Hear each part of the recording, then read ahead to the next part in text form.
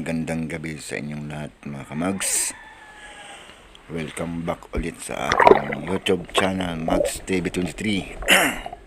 For today's video mga kamags ay mag-night spear fishing tayo solo. Kumbaga ako lang mag-isa, gawa ng si Kabal Mix Adventure ay busy. At si Pari Okera ay ganun din, busy rin. So solo tayo ngayon at medyo may kalabuan ng dagat mga kamags, no? Ayan, no? Kung mapapansin ninyo, talagang napakalabo ng dagat gawa ng amihan. Pero yan yung paborito ng isang uri ng isda na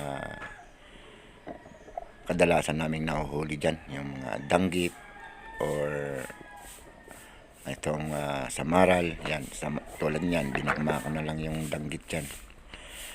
Yung kadalasan dyan is alimasag, yung mga shell, yung ang tawag dito, bungkawil dyan. Kaya kahit malabo, tinitiis natin yung kalabuan ng dagat dyan sa area na yan. So dahil nga sadyang malabo, ay napakaraming samaral na ginugulat tayo.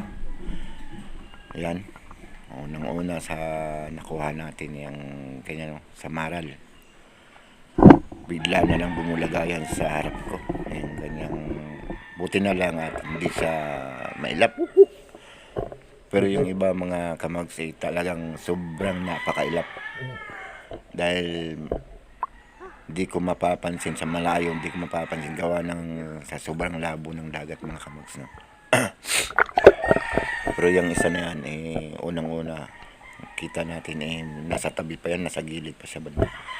Kaya napansin ka agad natin. Pero yung iba hindi.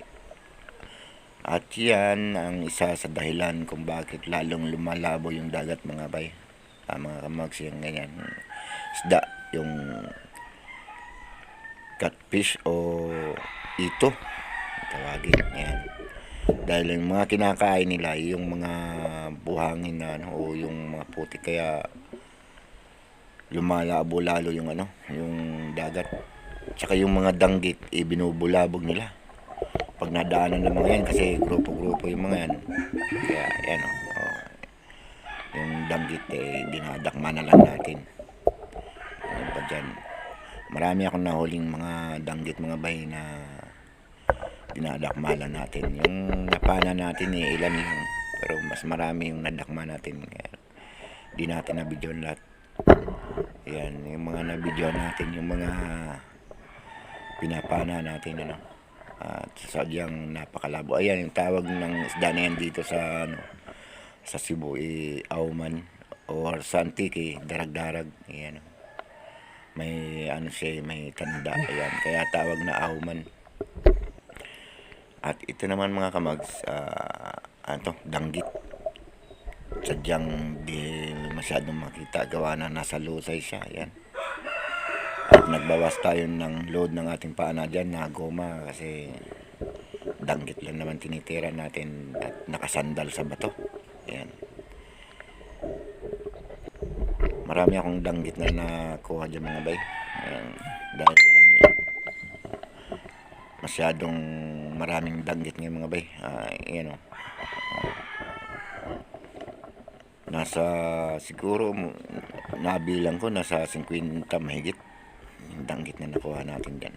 Dahil kahit na sobrang labo ng dagat, pinagpala pa rin tayo at pinagbigyan tayo sa ating hinihingi sa kanilang mga pangulam natin.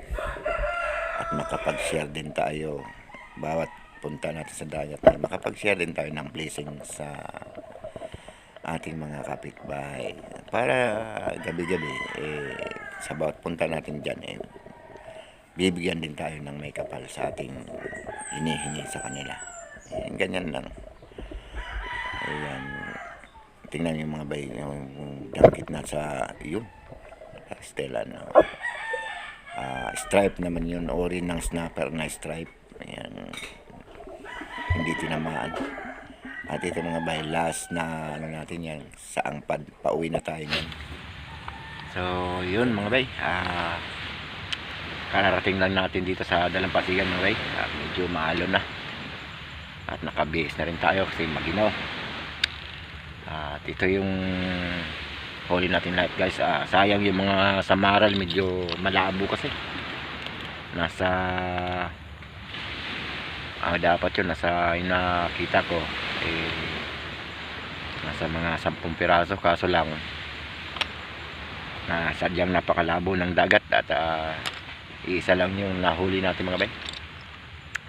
Ito yun. So ayan mga bay, lahat ng danggit na nakuha ko ay nasa 40 piraso lahat huli nating samaral mga bay. Yan,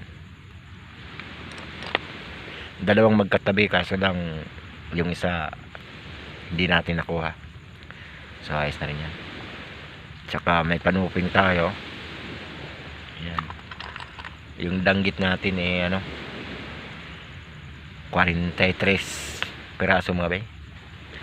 Meron pa rin tayo, at saka meron din tayong mga suso. Ayan mga bay, tawag dito niyan bungkawil. Ayan. Ayan, madami-daming din yan. Siguro nasa rin yan, nasa 2 kilo mahigit. Ayan. At may balatan tayo. Ayan. Shoutout ni Cabal Mix Adventure at ni Pare Oker. Hindi sila nakasama, solo lang tayo ngayon mga bay. Ayan.